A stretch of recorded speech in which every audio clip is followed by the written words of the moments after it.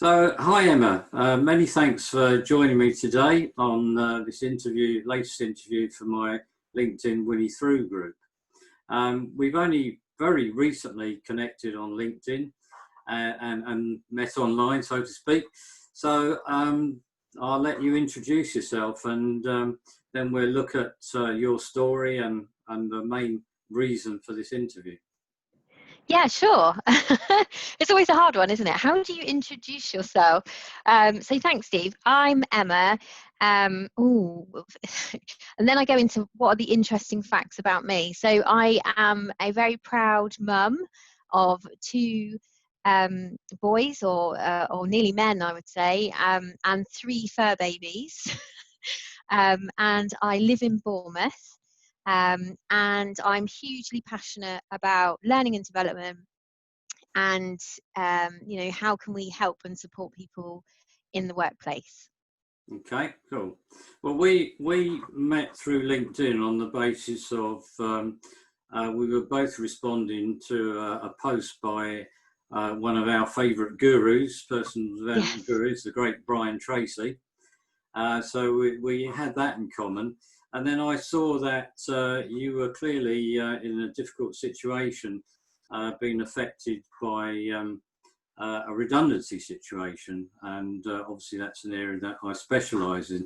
But before we look at that, tell me about something you told me when we first spoke in terms of why you're so passionate about mental health, which obviously is so prevalent on many people's agenda at the moment in these challenging times.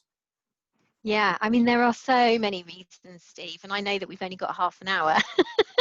So I guess, knowing there's my own personal experience and challenges that I've faced through mental health. So, going to school and being dyslexic brought me quite a bit of anxiety in my life, and then becoming a teen mum as well sort of added to my stresses and anxiety. And then a kind of real defining moment in my life was when my eldest son's dad lost his life to, I refer to it as losing his life to the stigma of poor mental health. So he lost his life to suicide effectively. And that's 10 years ago now. So yeah, a lot's changed in that time. And I've done a lot of kind of personal development to understand, what could I have done differently? Because when something happens in your life and you didn't want it to happen, you can only but reflect back and think, well, what would I do if I were in that situation again? Yeah, absolutely. Well, that must have been a terrible situation to be in, Emma. But interesting you mentioned about personal development, and I touched on Brian Tracy, the great personal development guru. So something I'm not aware of. Tell me how you've used personal development to maybe shift your mindset or overcome some of these challenges. Oh, wow. Is that another interview? It really is. I mean, I've always had a kind of like a fire in my belly to prove people wrong. So when I really had difficulty at school, I came out of school thinking, I want to prove people wrong. But, all I left school with was, and I say all, I mean, he's amazing. I left school with a baby, and I didn't really leave school with many GCSEs. So ever since then, I've been, learning and developing and personal development. So, mental health is just one of the many topics that I've studied. So whether that's management, leadership, but from a mindset perspective, I mean, there's some great resources out there around, how can you change your own mindset and reprogram how you think. And, ultimately, if that leads to more success and more happiness, then why wouldn't we want to at least learn about it? So I guess that's where kind of the passion of learning comes from. Yeah, well, that's great. And yes, I'm a firm believer in the whole personal development process, and I immerse myself in personal development when I went through my own career transition journey back in the early 2000s. And I like to think it had a massive impact on my life, and I wouldn't be doing what I'm doing now if I hadn't started on that journey. So, okay, well, that leads probably to a good question in terms of what's written behind you. Cafe Mind. Yeah, share with everybody about Cafe Mind, Emma. Well, it connects back to what we were talking about earlier. So I think my observations through learning about mental health over the last 10 years is that when people's mental health decline, sometimes it's because of a lack of purpose. So not having a reason to get out of bed, or not feeling as though you're making a difference.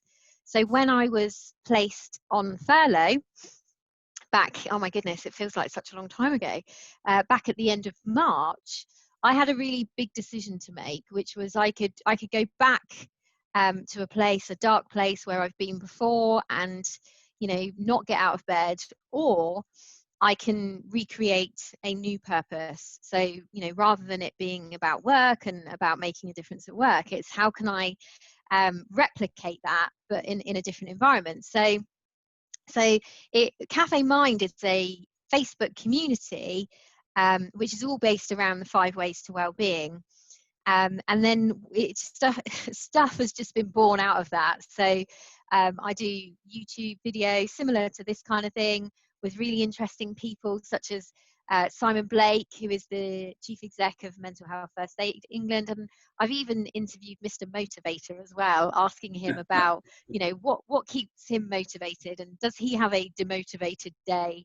And it's been a really fun journey, and people keep telling me all the time that it's helping them, and so that's great. And I've really, it was hard to begin with. It was really hard, but I've just kind of gone with the flow of furlough, and I'm now at a point where furlough is going to end, and I'm having to process how does that feel, because I've enjoyed it so much. The pay has been all right, 80%. It's a lot more than some people may have been facing. So the idea of having to then transition to something new brings up a whole nother range of emotions and feelings. Yeah, no, great. And I love the Cafe Mind concept. And just as an aside, do you know how old Mr. Motivator is? I don't. He's been going for years, so he looks unbelievable, doesn't he? He does. And he talks in his video, it's a great video. He talks about what keeps him young and what keeps him mentally fit and he's not had an easy life, and he talks about that, playfulness mindset, and actually it's only when we get older that actually life becomes more stressful because of the meaning that we put on things. So I found him really inspiring. And yeah, it really got me thinking about how can I just have more fun and be more childlike, but also still being responsible. Absolutely, and why not? Okay, so just share with me then, and for the benefit of the audience, Emma, your journey since lockdown, because it is a bit unusual. Yeah. So the lockdown has brought all kinds of things. So my mum is someone who is self-shielding, if you like. So she has secondary cancer. So every Wednesday I'm out doing the Wednesday shop, and I call that my workout Wednesday, just trying to dash with my trolley. So it's things like that to managing the Cafe Mind Facebook group. But I also volunteer for 3 charities as well. So that's been really great and been a huge learning curve for different skills that I've been able to pick up along the way. And then what's happened most recently is the fact that I was told that I was placed in a pool. So furlough was coming to an end, and I was placed in a pool with 4 of my colleagues who I absolutely adore, and we make a great team, and we still do now. But we were placed in this pool, and there was only going to be one job. So I was given a choice. So you can either stay in that pool, and that did not feel like a nice place to be. And it just triggered a lot of things for me about feeling assessed, and, you know, taking me back to the school days, and that lack of feeling control. So I decided to do something quite radical, and my husband kept saying to me, "Emma, are you sure you're not making an emotional decision here?" And I said no. It was about my values. So I decided to take myself out of that pool and put myself at risk of redundancy. So that's where I am now. And how, I mean, it's a very brave decision, Emma. I can understand you not wanting to fight your quarter against people you're really good friends with. And you used the V word, values, which is something that I focus on very, very strongly in my career and personal development work, because from my perspective, your values are the foundation from which everything builds from, especially in terms of doing fulfilling work and living a fulfilling working lifestyle. And my experience is that so many people are unhappy in their jobs or careers because their values are at odds with that of the organisation, especially at times of key change like now. So you've illustrated that beautifully. Thank you, Emma. But so how are you feeling now then? You must be, is it exciting or scary or a bit of both? Yeah, I think so. There's a deep sense of sadness. So the organisation that I work for, or so currently work for, I have a lot of connection to that because they make such a difference to people's lives. So I'm torn because that is a huge value within me, and something, you know, what attracted me to that organisation in the first place. But I'm also excited about what may come. And I think a massive thank you to the three charities that I've been working with, because they have helped me to realise, you know, what value I add to an organisation, and what potential I have. So, you know, it's made me think beyond the role that I was in, you know, back before furlough. And it's made me want to experiment more and really explore what it is that I want to do next. So yeah, there's lots of emotions. There's the grief of you know, saying goodbye to something, but also there's the excitement and apprehension of new beginnings. Yeah. So voyage of self-discovery, basically. Yes, Yeah. absolutely. And I'm delighted that you're going to road test my new Winning Through Redundancy course for me. So Absolutely. and I'm sure you're going to enjoy that, Emma. So what I'm most intrigued about, and I don't wish to be sexist here, but this is in favour of women, how on earth do you manage to juggle all these balls? Because there's somebody who's self-professed in terms of not being able to, what's the term? Where you're doing lots of things at once. Multitask. Multitask, thank you. I see There you we moment go. there, Emma. That's okay. As somebody who is absolutely terrible at being able to multitask, you're working for three charities. You've got your Cafe Mind Facebook group thing going on, and you've got two kids, and you're also working through in your own head what you're going to do next. How on earth do you find the time to do anything? Yeah, and that has been a challenge, and so I have had to kind of reevaluate where should I spend most of my time. That's been quite a difficult decision that I've had to make recently, is moving into this next phase. What does that look like? But I'm really, really lucky in the fact that I have got an amazing support network. So my husband, for example, is incredibly supportive in everything that I do. But my other key tip is, particularly having being dyslexic, is that if I don't write something down, it's not going to happen. So my Outlook calendar is full with my activities, my planning. I do regular planning of what am I going to be doing, what's the priority, scheduling, and I love color coding. And I know it's not everyone's cup of tea, but you know, I like I find that sort of that visualization really helps me. So having that plan in the calendar, managing those different tasks, but also making sure that you know, planning in the self-care time as well. So whether that's protected time with the family or something just as simple as getting out on the bike, you know. Yeah, yeah. Well, obviously you got to allow me time, haven't you? So just out of interest, if you like colour coding, do you use Trello? I don't. It's definitely something that I need to explore. So where I was working, we were using something which is called Microsoft Planner, Yeah, which is quite similar. So yes, it is something that I need to look at. How can I, you know, automation is great, isn't it? So wherever I can get a system to do some of my admin for me, then it means I can do more either job search or voluntary work. So yeah. yes, I'm open to having a look at Trello. Yeah, no, I've been using Trello to help design my online program, and Okay.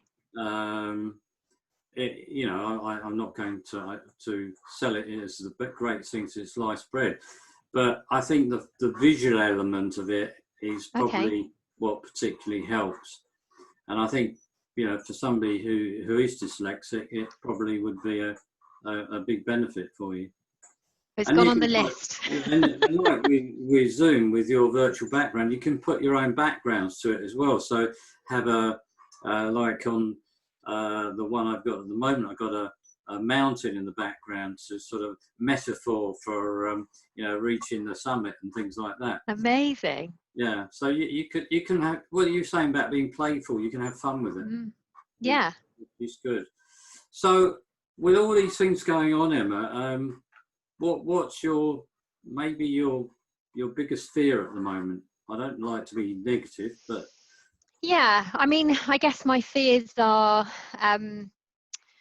you know, why would an employer pick me over, you know, other people that are, you know, friends of mine are also out in the marketplace looking for work, and you know, no matter how hard you try, it often pops into my mind where, you know, it's just human nature that we compare. So you end up comparing yourself to others. And you know, someone said to me the other day about how many interviews that they'd managed to secure, and you can't help but compare. And actually, kind of, someone said to me the other day, they were like, "Oh, I hope you get lots of interviews. I hope you get lots of interviews." And I jokingly said back, "Well, actually, I only need one. I only need the one that's going to be the right one. It doesn't need to be loads of interviews." So it's, you know, I'm constantly having to, you know, have a really kind conversation with myself to say, you know, don't compare. You know, you've got your own journey, and you know, be happy for other people, absolutely, but you know, don't compare. And so those are the fears, I think, is, you know, is somebody going to want me? Is somebody going to see the value that I can add? And particularly being dyslexic, where you are judged upon a document that's got words on it rather than, you know, speaking to me or meeting me, I think also creates a lot of fear as well. As you know, I'd much rather be able to present myself like this, or you know, telephone conversation, or something like that, rather than a piece of paper. yeah. Well, obviously, having done career and personal development work for 18 years now, getting on, Emma. In fact, my business is 18 years old this week. Um, Congratulations. Thank you. But I I always I'm advocating that people focus on their attributes and their attitude. In fact, I was involved in a thread on LinkedIn only the other day about this, where somebody was saying how they spent so much time and effort and energy and massively committed and great persistence, perseverance to finally nail a job. And they were talking about, you know, the skills and so on. I said, well, yeah, that's fantastic. You clearly have a lot of transferable skills. But like you, Emma, I think they missed the key point. It's not just about the skills. It's about Mm. your attributes, your attitude, your knowledge base, your contacts, your strengths. what I call your true marketability and your personal brand. And seeing you sitting there now with Cafe Mind behind you, I'm not sure you realise what a strong brand you have, Emma. And that was part of the reason I think that I was interested in connecting with you as well on LinkedIn, because you were very, very positive in your response in how you how you responded to that post of Brian Tracy's. And I thought, wow, now this is somebody who clearly has got some get up and go, which is, again, is something that any employer worth their salt would want. And how do you describe yourself on your LinkedIn profile? Something mum? How do you? Mum on a mission. Mum on a mission. I mean, fabulous. Again, that to me says about your fun side, and I think that's really good. And I say, too many people, they spend far too much time focusing on transferable skills. You know, everybody, you, me, everybody, we're much more than transferable skills. And I think that's something, I'm sure you're going to get that out of the, the course you're going to do of mine. But it is something that unfortunately is drummed into a lot of people, because that's the way a lot of employers think. Mm-hmm. But they're overlooking that the most important aspect, and you're from learning and development, you know only too well, anyone can learn skills, anyone can learn new skills. But what is much, much harder is learning all these positive attributes and positive attitudinal things. Mm-hmm. And to my mind, they are worth their weight in gold. So don't overlook that at all, Emma. Priceless. And I think, so an MD that I used to work for, he used to call it, you can either be a radiator or you can be a drain. And I love that analogy, because what he was effectively saying was, if you're a radiator and you radiate positivity, you're going to, you attract people to that. So, that's definitely, I've seen that since, going into furlough and, trying my best to be that radiator for myself, but also for those around me, is that I've met the most amazing people, and that's, whether that's yourself or other people, Mr. Motivator, and that just reinforces the fact that I need to keep doing that, because it is easy to become a drain. It really is. It would be really easy to sit here and really get down about everything, how my life has changed, but can I do anything about that? Let's focus on what we can do, I think. Yeah, absolutely. And I love that. Radiators, I talk about energy givers and energy drainers, similar sort of thing. But again, it's law of attraction, isn't it? You are what you think and feel. So if you focus on all the doom and gloom and so on, and that's what you put out to other people, that's exactly what they're going to come back. If you focus on the positive energy and put that out to other people, as you say, it will radiate and you will get positive stuff back. So I've no doubt that you'll find something soon, but I'm convinced that you are a perfect candidate for developing a portfolio career, Emma, because you've got this whole wealth of skills and attributes and stuff, and clearly an entrepreneurial spirit, which lends itself, you're already showing it with your Cafe Mind, it lends itself to developing multiple income streams. Now that would be lovely. Multiple income streams sounds good. Something to think about, but okay. We haven't got time for now.